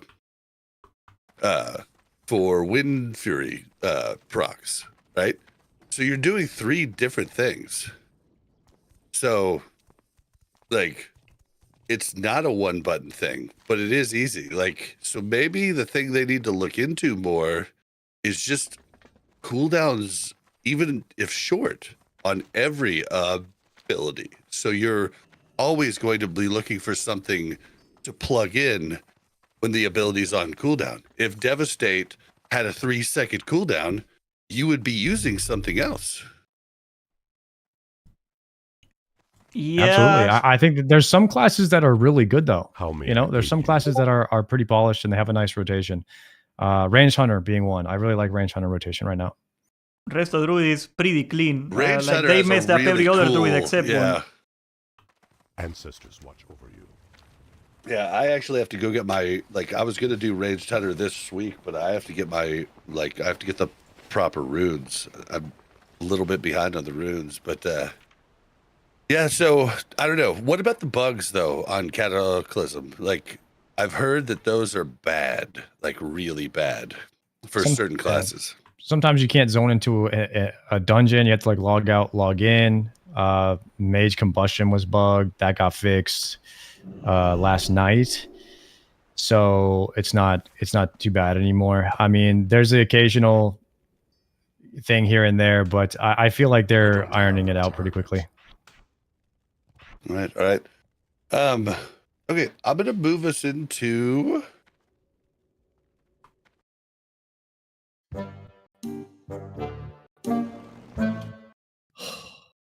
Bobby, we need to have a talk about this World of Warcraft Classic. Do I look like I know what a WoW token is? All right, so Sardo, I kind of wanted like, so I've been watching I've watched your content. I try to like watch everybody's content. Like I really just love consuming the content and everything. And you've done DPS, Season of Discovery episodes many times. And you're always very mad about the range not having as much DPS as melee. So Yes. So I have always been on this show and like everywhere else, I'm always like melee should do more damage because they're in the shit. But the only reason that I feel that way is PvP. We'll give them utility. So, well, yeah, that's the only reason that I feel it. Like, I really don't like. I think it would be fine if like everybody's equal in raid. I just like once you go to PvP, I'm like, fuck. Well, why would I be melee when range does just as much damage and is at range? You know, like so. Nothing of what any of I say ever has anything to do with PvP at all. Yeah. Well, and so I thought it was interesting that in like there, so they did the PvP test last week. I thought it was crazy that they did a 50% reduction in PvP damage, but in BG's still left the stamina buff. Like it literally felt like you just whoever has the most mana burns wins. Like basically is what it felt like because like you couldn't kill anybody. You know, like if it was a 5-on-5 fight, it was a 5-on-5 fight for like 10 minutes. You know, and it was rough. But this time around, they're doing something different where there's different damage reduction for magical damage. And I don't know if hunter damage is magical or not. Like this could be really bad. But if they're making PvP to where like range doesn't do as much damage, like they have a higher damage reduction, like this could be a thing to make both sides happy. Like yeah, maybe it'll work out. I need to see some duels. I need to see some high level duels, like good players that know their classes. Like I need to see Moonfire Beam versus Hosito, Moonfire Beam versus Vodka.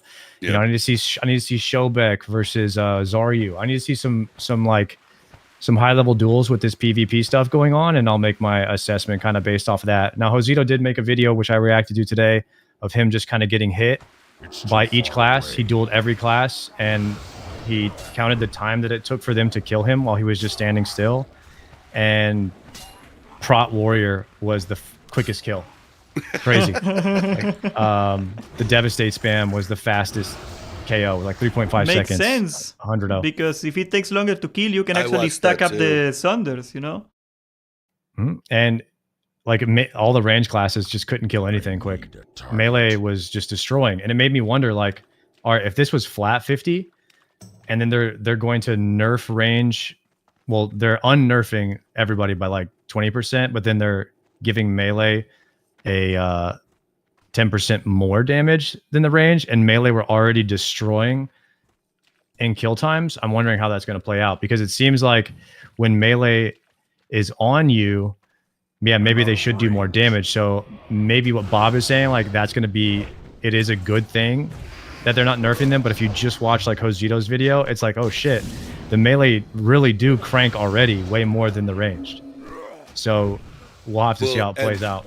Yeah, that's like, and that's what I've talked about many times. Like, the Warcraft logs numbers give me nothing on like how we can do PvP better, because that's accounting for armor, everything else. Like, it gives me like no information on like what's good. But I don't think the test is great, just in the sense that, like, I was talking about it a couple weeks ago. I was like, dude, I'm killing mages so easy in BGs. It's like they forgot that their PvP spec is Frost.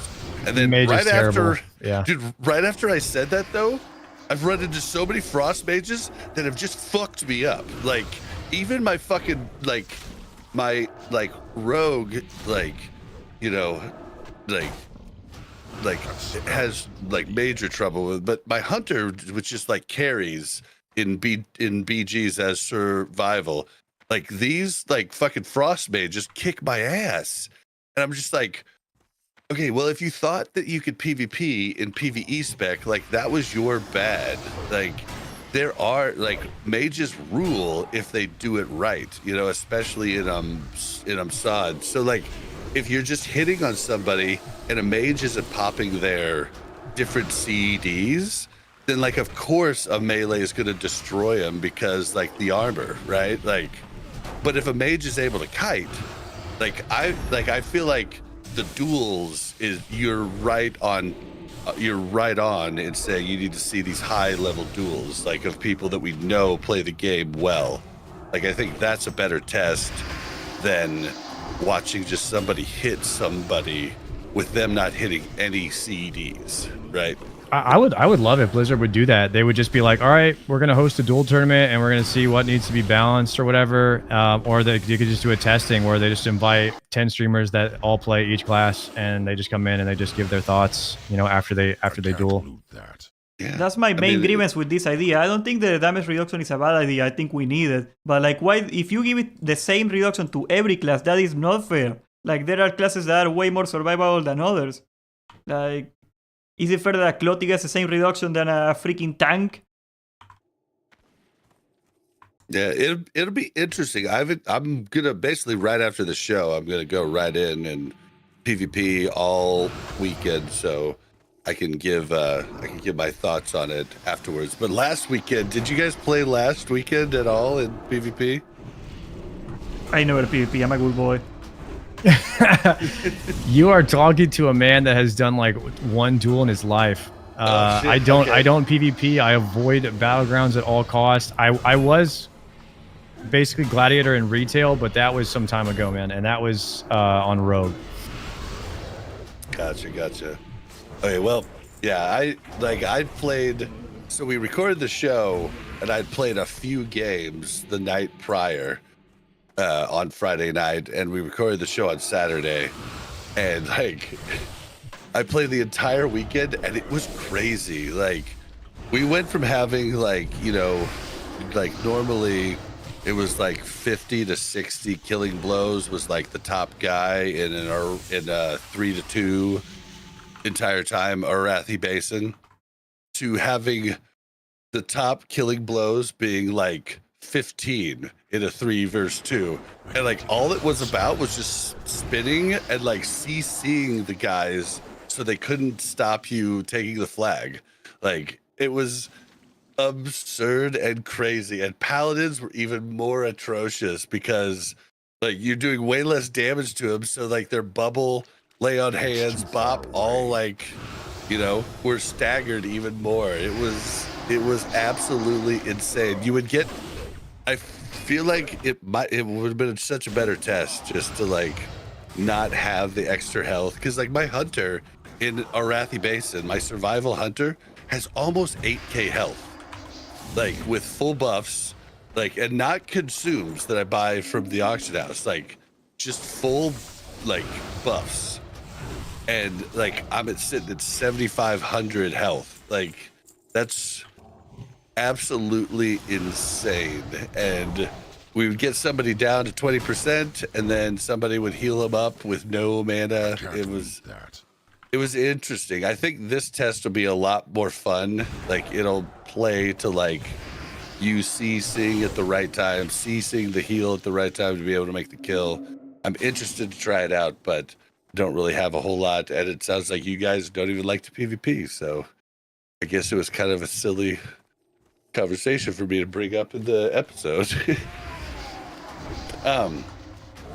Well, anything you have left on the just on damage, Sardo? Because I know something I've mentioned on the show many times is, why don't we have like every raid instance has like one boss that's super weak to arcane, one boss that's super weak to nature, one boss that's super weak to fire, one boss, like, why don't we have that? Like, why don't we have those types of things so that like your top DPSer changes every boss?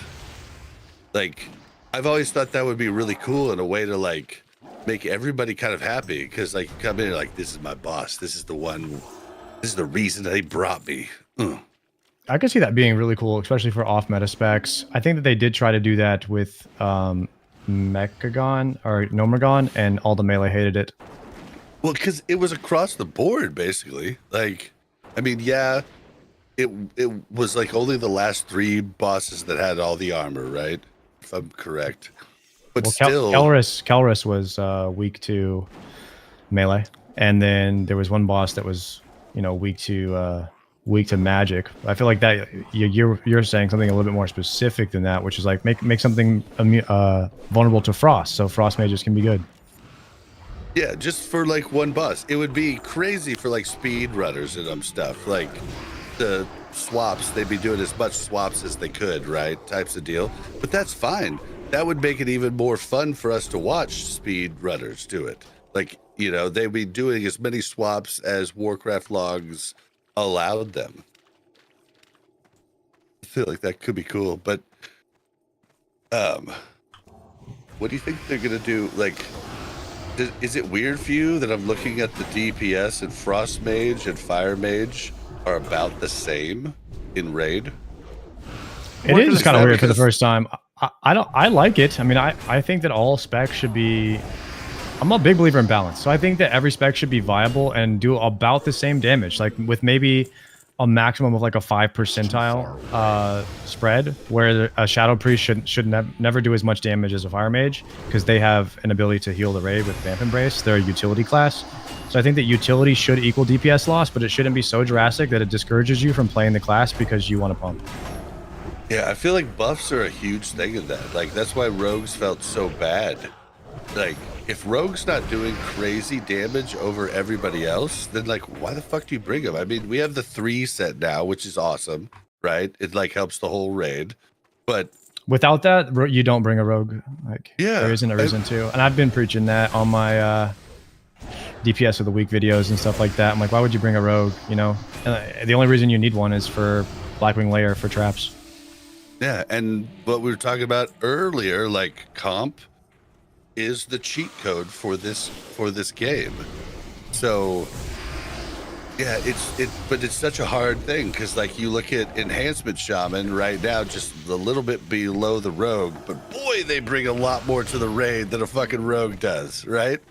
Like, if the rogue was doing significantly more damage, then you'd be like, oh yeah, well, we'll bring at least a rogue, you know? Yeah, we can't bring more because we need the different buffs for the raid, but we're gonna at least bring one for each of the 2 melee, groups, right? But why right now? Because I'm they're just doing holding the off same for level damage. 60 at this point and seeing. I'm just waiting for them because the game is not really even a game right now. It's literally like a beta until level 60. Everyone knows the end game is 60, which is why I think a lot of people don't even really care too much about Sunken Temple, which is like you have a lot of people that are just waiting for level 60 to come out before they even play SOD, because the end game has always been what World of Warcraft has been about. And in my opinion, that's the reason I play the game. And we have like these mock end games right now, but they don't mean anything. We're not using any of this gear at 60. So the classes are not fully developed until 60. Like Warrior, Rogue, Paladin, these classes scale infinitely with talent points. So they're not even near their full builds yet. So it's like, who even cares until level 60, to be honest? Well, what I ask for you two, I'll do my part on podcast, but what I ask for you two is to keep putting out videos and keep letting Blizzard know. Blizzard listens. Like, they definitely do. For sure, listen. Let them know these different complaints. Give them different ideas. Like, give them, constructive criticism, and let's all try to help them get us to the best, like, final stage of SOD that we can have. Because yeah, and I do feel like they're listening now. Track. That's great, because like this is the line that we have to Agrin. It feels like the most contact we've had with devs that actually listen to what the player base is saying ever. Compared to Leon, this guy is Jesus. For real. It's actually incredible what they're doing on the Classic team, and I couldn't be happier. Yeah, I mean, people are kind of mad about him being on Twitter and doing it all on Twitter, but I mean, come on. The forums are toxic, and they have different people on different social They control the forums, Bob. Yeah, they've got a different person on the forums. Like, I think, being a dev is, I realize when I try to put myself in the seat of being a dev, and I'm like, this is what everybody wants, and I say that in a YouTube video, and immediately I get like 10 people that say you're an idiot. So every time you think you have a good idea, there's like 49% of the player base at least thinks you're an idiot for saying it. So whenever you think you have a good idea, putting yourself in the position of a dev is like you have 100 people in a room, and it's like, how do you appeal to 51 of those people at the end of the day? Like, what is going to make 51 of those people happy? And that's what they're struggling with, because no matter what decision they make, 49 people are going to hate whatever they do. It's that close on all the decisions in the game. Believe it or not, it's that close.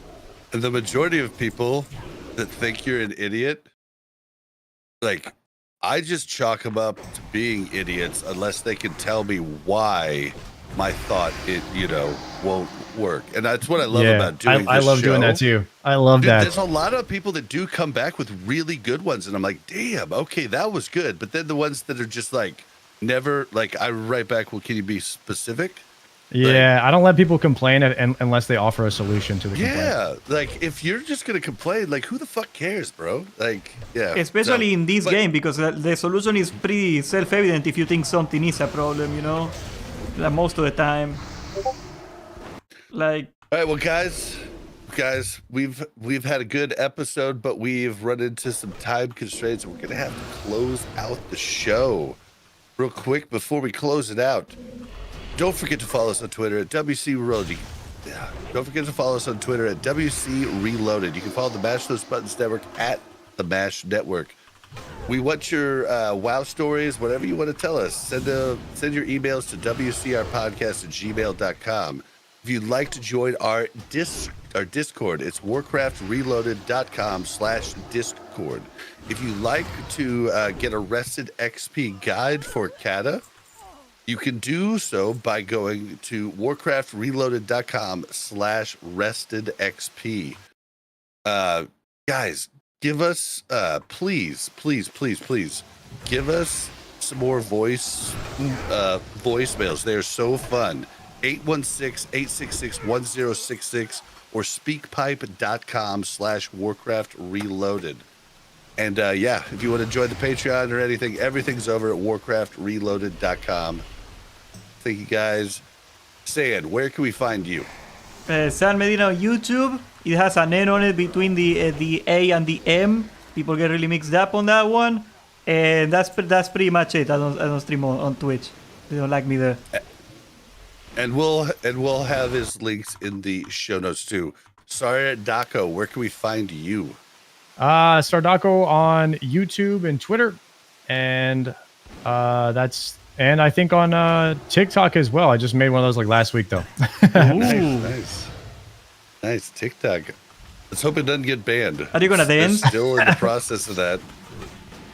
All right, and you can find me on Twitter at blazin_bob. That's BLAZZIN_BOB. You can find me on Twitch at blazinbob. Kick at blazinbob. And yeah, we're gonna get out of here, guys. See you next week. Thanks for having me, Bob. Later. Much love. All right, stream, guys. I'm gonna put you to a starting soon, and then yeah, I'll be back in a second and doing PvP. We're gonna talk sand into coming, and yeah, we'll be right back. I am doing Cata, bro. Rolling Cata right now, bro. You know you want to do PvP. Well, I never want to do PvP, but on top of that, I'm doing Cata right now. I know. Come on, bro. Totally Roll it up right now. I Fairly need a Nahor. picture though. Do you want to send me a picture, or do you want me to take the shot now? Ah, the thumbnail thing.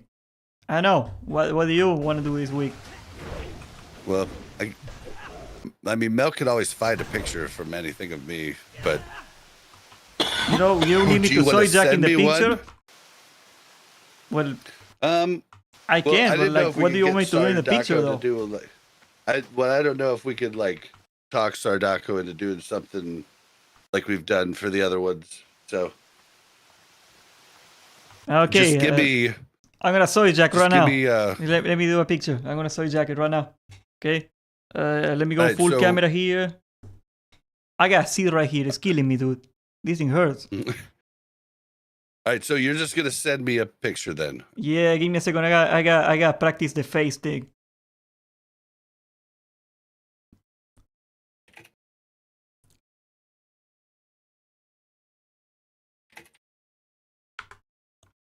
I see. Does it look weird? Oh, I'm kinda dying. There you go.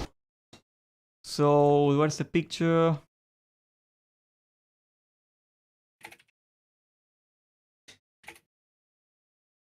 No, it doesn't work. Okay, we're just gonna do the normal.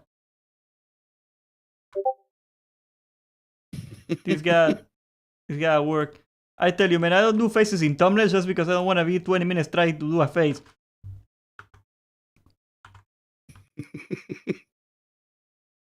My camera is really crap.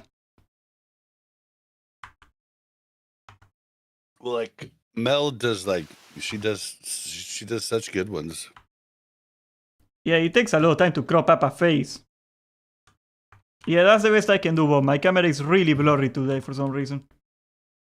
Here, well, here I can do it here too. Give me a pose. What's a post? Oh no, that's good. Yeah, no, It's just that's good. blurry.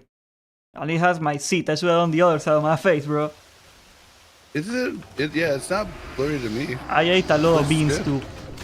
Well, I stream in 720p because I still live in my crappy town. I'm moving out to the city hopefully this month, so that should help. All right, well, go play your Cataclysm stuff. Much love, homie. I'm gonna go.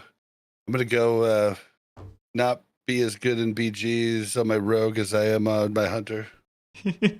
See you, man. See See you on ya. Wednesday. Time to pump. All right.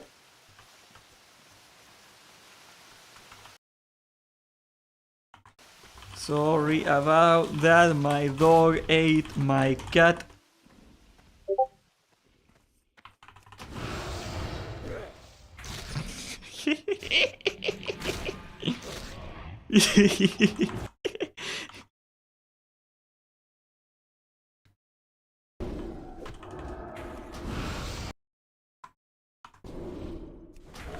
All right, bro. That was something. I shouldn't stream this late. Nobody cares. I tells you. You know, I think I'm gonna have to do the podcast auditions again because Jake told me he doesn't want to do Cataclysm, and I want to do Cataclysm. So we're gonna have to get like somebody else to fill in for the Cataclysm part or something. I don't know. We're gonna have to work on that. I'm out of range. Shoot me a DM on Discord. And you better be funny. No funny, no pod. Well, yeah, I guess that's gonna be it for today. Much love, homies. Behave. I'm gonna play Age of Empires, probably. Actually, probably I'm just gonna try to get level 30 or something on this guy. Alright, see you guys.